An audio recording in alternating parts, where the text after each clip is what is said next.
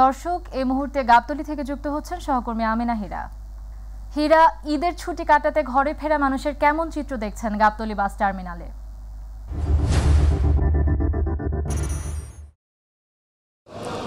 আমাতুল, আপনি জানেন যে ঈদের কিন্তু আর মাত্র সর্বশেষ 2 দিন বাকি আছে এবং এর মধ্যে ঈদের যেহেতু ছুটি অনেকটাই দেরিতে হয়েছে, মাঝিদের ছুটির মাঝখানে কর্মদিবস ছিল দুটি, এই কারণে কিন্তু আজকে ঈদের যে মানুষের যাওয়া সেটা কিন্তু ধাপে ধাপে হয়েছে। যারা ছুটি ম্যানেজ করতে পেরেছিল তারা আগেই চলে গিয়েছে, এখনও যারা ছুটি ম্যানেজ করতে পারেনি, যারা আজকে কর্মদিবস শেষ করে যাচ্ছে তারাই কিন্তু আজকে বাড়িতে যাচ্ছে। এবং আমরা কিছুক্ষণ আগে কমলাপুর রেলওয়ে স্টেশনে ছিলাম, সেখানে আমরা যেটি দেখেছি যাত্রীদের খুব একটা চাপ ছিল না কমলাপুর রেলওয়ে স্টেশনে, এবং একই চিত্র কিন্তু আমরা গাবতলীতেও দেখতে পাচ্ছি। আমাতুল, আমরা যদি আপনাকে একটু দেখাই, আমাতুল এখানে আপনি দেখতে পাবেন যে অনেকটা গাবতলী যেরকম আমরা প্রতি বছরই দেখি অনেকটা জমজমাট থাকে এবং বিভিন্ন জায়গায় গাবতলীতে যে প্রচুর পরিমাণে লোকজন আসা যাওয়া করে, এবার কিন্তু এই জিনিসটা আমরা দেখতে পাচ্ছি না।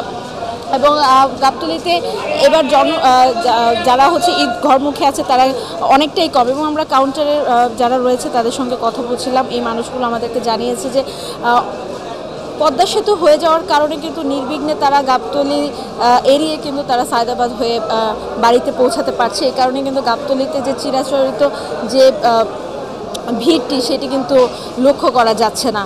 তো এরকমই ধারাবাহিকভাবে চলছে। সায়দাবাদ বাস কাউন্টারেও যে খুব একটা ভিড় রয়েছে তা কিন্তু নয় আমাতুল, কারণ অনেকেই এবার বাড়ি যাওয়ার যে প্রসেসটি, যেটি আগেই বলছিলাম যে ধাপে ধাপে হয়েছে, তার কারণে কিন্তু যাত্রীদের যে সমাগম সেটি কিন্তু এবার অনেকটাই কম। তবে যাত্রীরা যেটি বলছিল যে এই যে বাসে যে ভাড়ার একটি দৌরাত্ম্য, বেশি ভাড়ার প্রবণতা, সেটি কিন্তু এখনও রয়ে গেছে। অর্থাৎ যাত্রীরা এখনও কিন্তু 2 থেকে 300 টাকা বেশি বেশি দিয়ে কিছু কিছু গণপরিবহনের কিন্তু তারা টিকিট কিনছেন। তো এভাবেই তারা বাড়ি যাওয়ার চেষ্টা করছেন শেষ মুহূর্তে। তো বাস কাউন্টারে তারা বলছিল আগামীকালকেও অনেকে টিকিট কেটেছে, আগামীকালকেও অনেকে বাড়ি যাবে। তো এই কারণেই এখন বেশি একটা ভিড় দেখা যাচ্ছে না আমাতুল। তো আমার কাছে গাবতলী থেকে এতটুকুই সর্বশেষ ছিল।